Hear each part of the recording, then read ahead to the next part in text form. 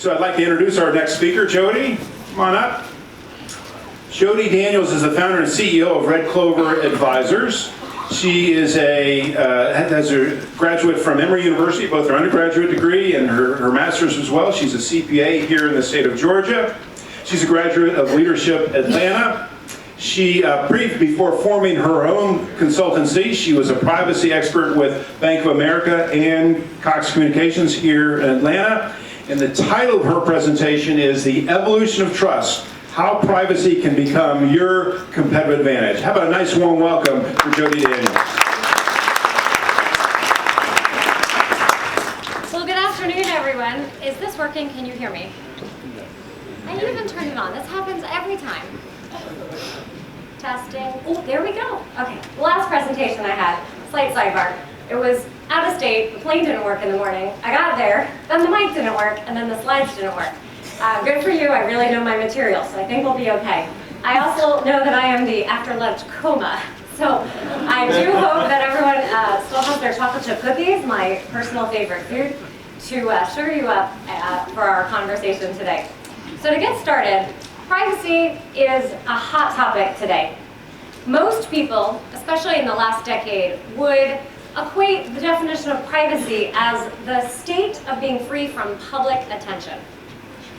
That definition has changed dramatically, and privacy is more synonymous with online tracking and data breaches. In fact, in just the first 3 months of 2019, there were over 1,900 data breaches, exposing more than 1.9 billion records. The definition of privacy is including all that information that we're collecting from our customers. The online information, the offline information, how it's being used in a marketing context to deliver our goods and services. So what I'm getting at today is whether you're an employee, solopreneur, or business owner, we need to be mindful, really expand our efforts to protect our privacy and that of others. So today, I'm going to help you understand how privacy has evolved, point out some potential landmines that could blow up your business, and help give you some resources to assess your privacy standing. So imagine you left your house today on your way to this fabulous conference, and you got in your car and someone notated what kind of car you had and where you were going. You stopped at your favorite coffee house. They also marked your favorite kind of coffee. Then you dropped your kids off at school. You went to work. They noted all of that. You went to lunch. Here, you had a box sandwich. They made a note. Did you pick turkey or tuna? You went home. Maybe you stopped at yoga or the gym. Had some dinner. Watched your favorite primetime TV show using your voice search remote. You had your snack out of your smart refrigerator. Maybe you listened to some music on your Amazon Echo. You would turn around and say, what on earth are you doing and why are you stalking me? Except that is exactly what we do online today. We are tracking every single mouse click. There are companies that can capture every single keyword and stroke from the top to the bottom. They can connect it online to offline. They build profiles of you. They sell it to the highest bidder. They target you so that you buy the latest good or service that they're trying to offer to you. Well, who likes this idea? Who's comfortable with this amount of tracking? Some of you find this is great. I want to be served so I can keep buying that shoe or the horse plates I bought for my 9-year-old daughter. What about the health information that you're Googling or the financial information that you're searching for? Anyone here ever use Zillow? Well, Zillow, you're entering in the range of your home.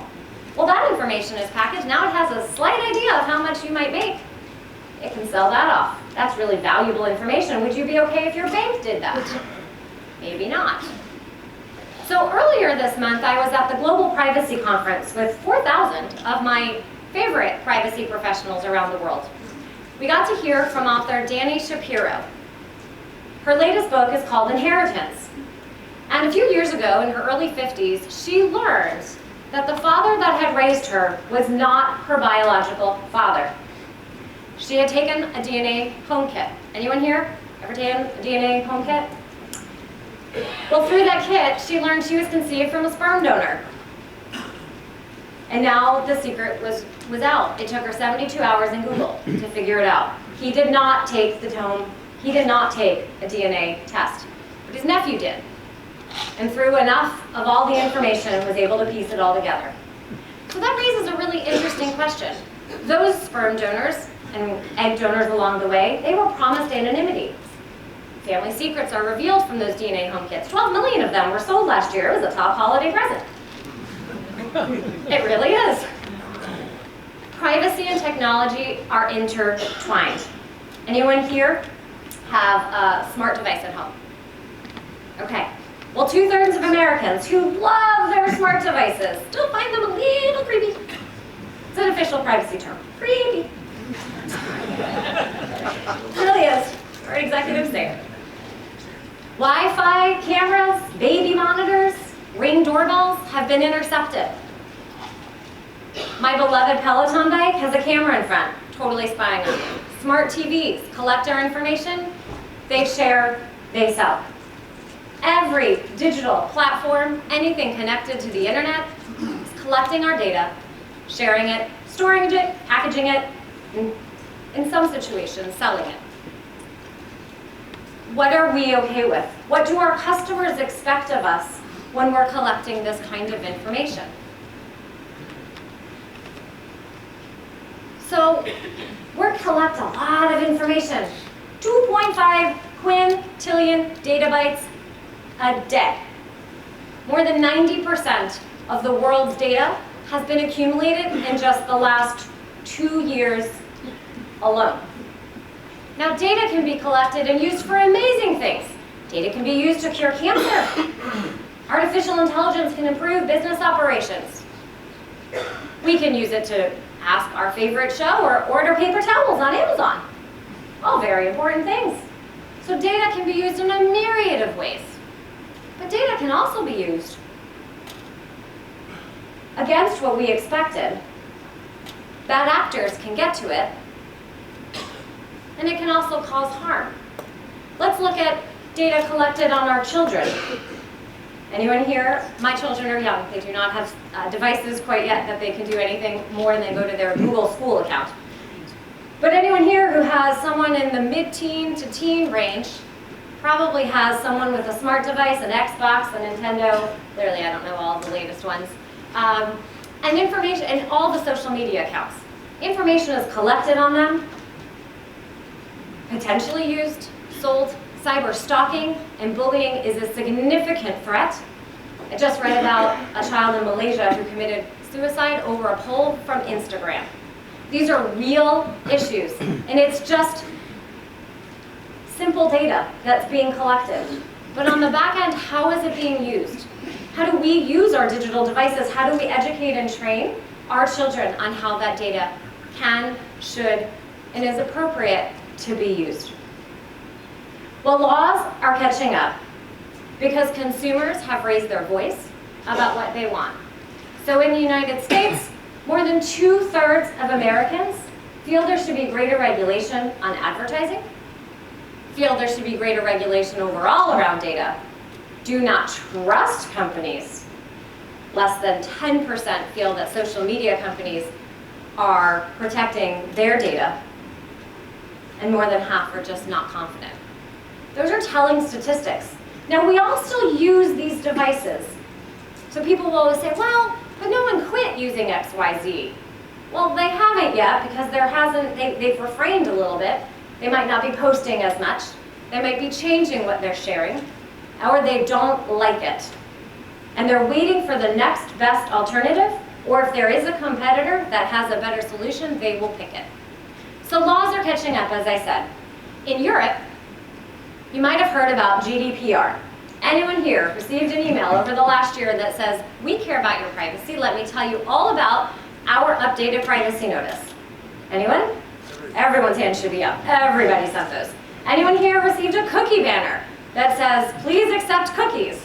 Literally everyone's hand should go up about 100 times a minute because they're on every single website. We have GDPR to thank. GDPR is the General Data Protection Regulation. It celebrates its first birthday next week. It is the EU's updated data protection law. And in Europe, they have a global, national privacy law. It covers all kinds of data. And privacy in Europe really comes after World War II. Pause for a moment. Think about what happened in World War II and the kind of data collected and how it was used to profile. So there's a significant emphasis in GDPR to protect sensitive data. And sensitive data in Europe is political, philosophical, religious, health, genetic, sexual orientation. Notice I didn't say financial information. It's more of a US sensitive field. It's certainly a personal data field, but it's a little bit different. It also encompasses all of the personal data, all that online tracking. Because the last privacy law was from 1995, and a lot had happened in 20 years since then. So GDPR is a global law that affects a business of any size. There is no floor. If you are a business that is offering goods or services to an EU resident, if you are tracking advertising, doing some type of online advertising, and trying to target an EU resident, or you have an operation in the EU, you are in scope. Just one of those, and you're in scope. If you are a service provider, so in here, there's probably a number of service providers.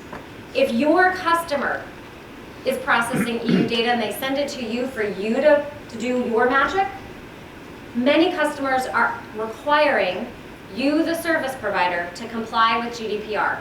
GDPR is a bit of a cyclical relationship. Parent company has to have all of its processors, service providers, vendors, pick your flavor word, be compliant with GDPR. So that's a little bit of a different thing. Before we just had like a contract, I'm good, I signed it. Now there are actual steps that have to happen.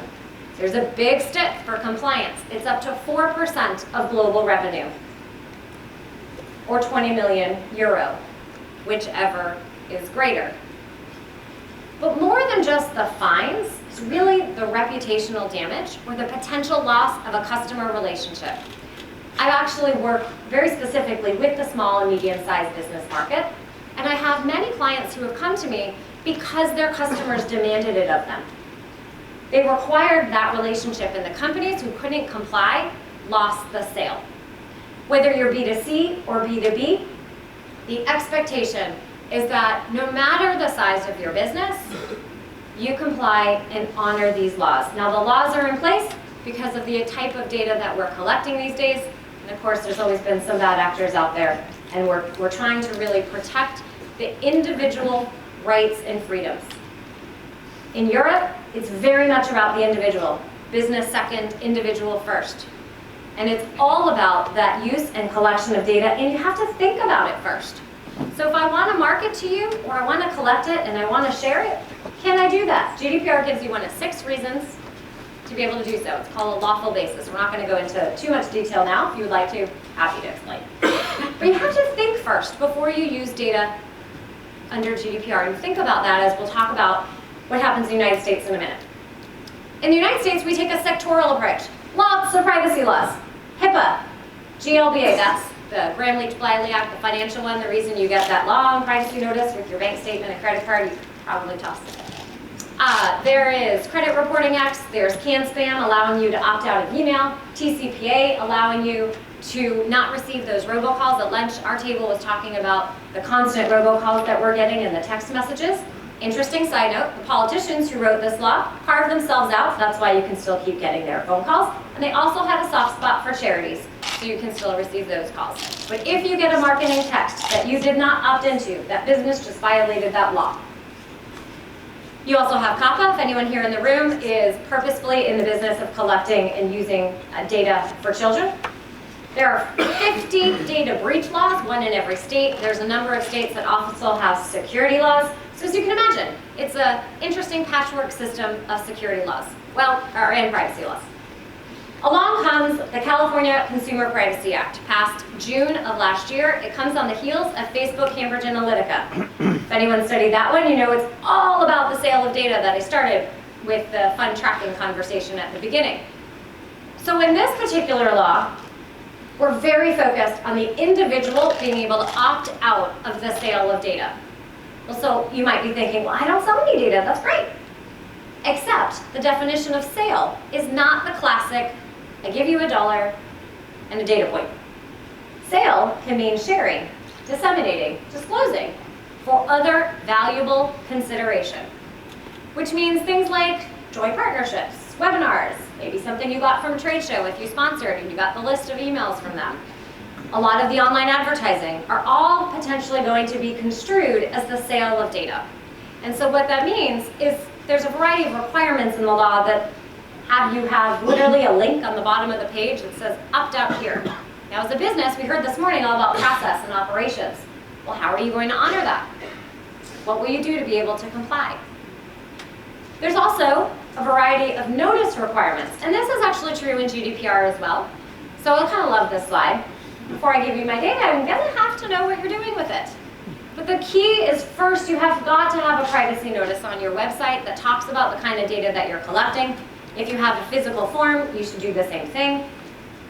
This is all about transparency. It's about informing your customers of what you're collecting, what you're doing with that information. This is your tool to communicate. This is your marketing opportunity to explain, I trust you, or I want to earn your trust, Mr. Customer, Miss Customer.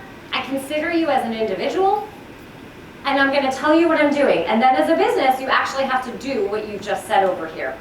So you have to make sure that whatever new marketing activity aligns with what you're doing over here. Another big piece of both of these laws is the opportunity to have a variety of individual rights, meaning I can call a company and say, I want you to delete me.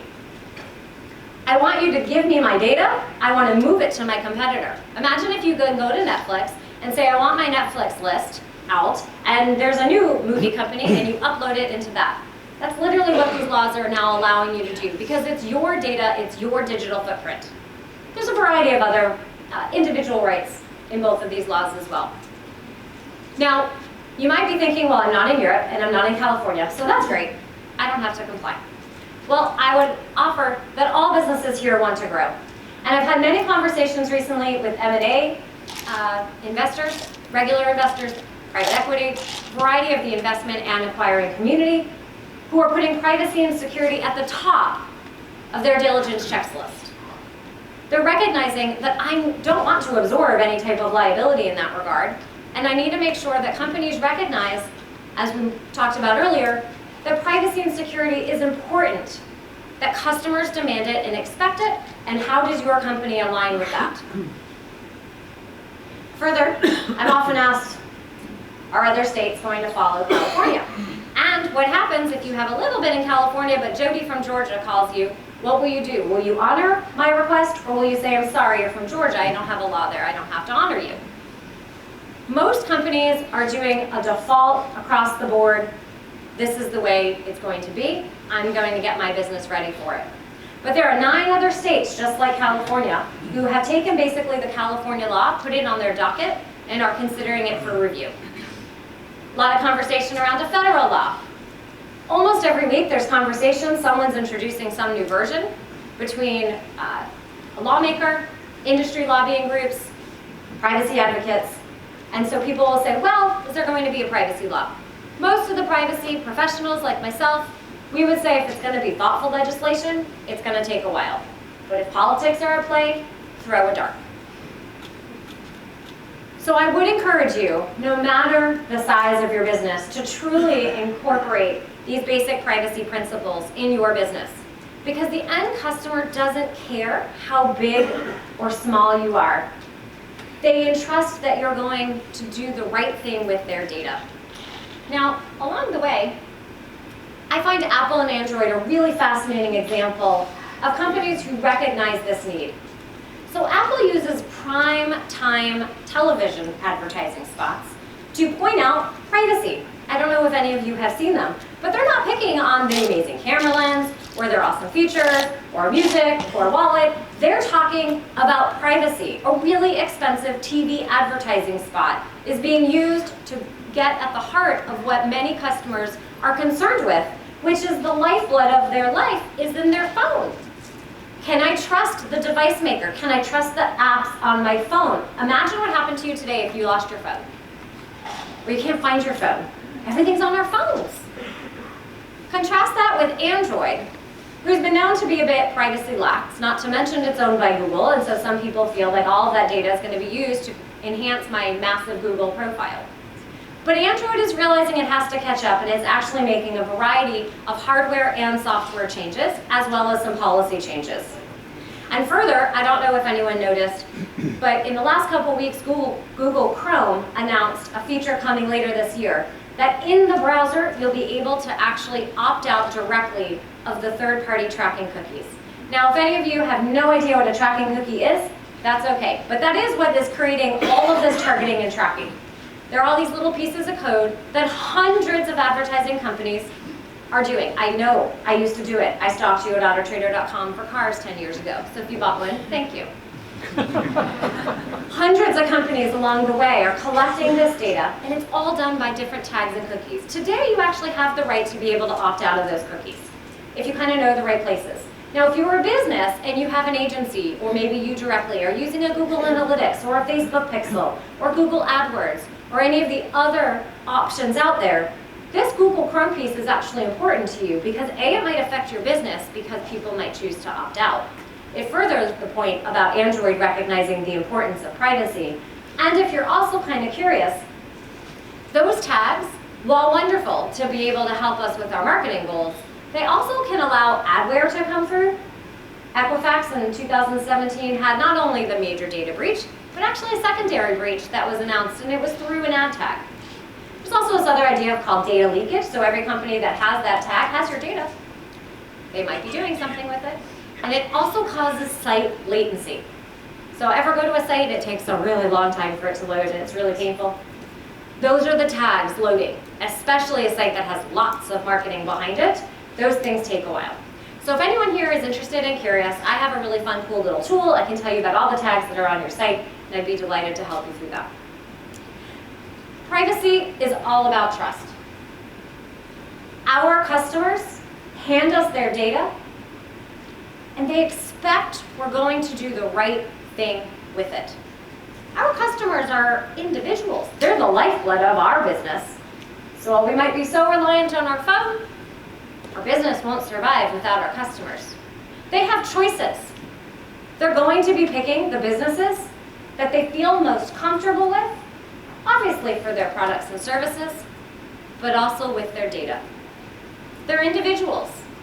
They're not just numbers of how many emails do I have in a database, how many website visitors did I have, how many people clicked on that really cool new article or video I put up. But they're humans. And all of you are customers too. All of the data that you're entering for your business or personal is being used. So as we talked this morning about process and operations and understanding what you're doing from a business perspective, that same exercise can help comply with privacy laws. And my favorite, where there is no law, just the ethics of what should and shouldn't be used. Because there isn't always a law to think about what we want to be doing. But it's that ethical piece. It's that baseline of what do our customers, why are they doing business with us? Have I earned their trust? Can I maintain that? And so when we look at our business, think about, do you know where your data is? Do you know what kind of information you're collecting? Is it on a form? Is it on a website? Is it a questionnaire? Do you record the conversation? Is there a video? Think about all of that information. Now, who do you hand the data to? Do you have service providers? Are you on AWS? Are you on some other type of database? Do you have employees or contractors here in the United States? Do you have them overseas? More than 2/3 of small businesses will suffer a data breach. So privacy has two hats. There's the security side, which is a component of privacy, and also the data breach side. And also the use and collection. So much is important around this use and collection, but the cybersecurity piece is equally important. So really review how you're protecting that data as well. So I implore you to think about and go through your operations and understand, where is all of that data? Do you need it? In taking stock, you'll probably identify other marketing and business ways that you can improve. I've had clients who they weren't using any type of marketing tools. They were sending it through just Outlook. And then they realized, I have no idea what type of data I have. If I actually move it over to an email service provider, that's not only going to help me with my privacy compliance, I'll also be able to track the data that I have. I'll be able to send better messages to those individuals. And in essence, that's actually a better thing. If I know the data I have, maybe I'm missing out on an opportunity. Gosh, I didn't even realize I have this segment of people over here. So understanding that the data that you have will not only help you comply with the privacy laws and the big sticks that I've talked about, but will also help you with your business. So to get started, on your tables is a handout. It's an 8-step plan to help you with complying with the CCPA. It's effective January 2020. Honestly, it can be used to help you comply with GDPR as well, or even just get started on the foundational pieces of a privacy program. Because protecting privacy is expected from your customers. Will make the difference between a customer potentially choosing you as a business, but ultimately, it's just good business. So thank you so much.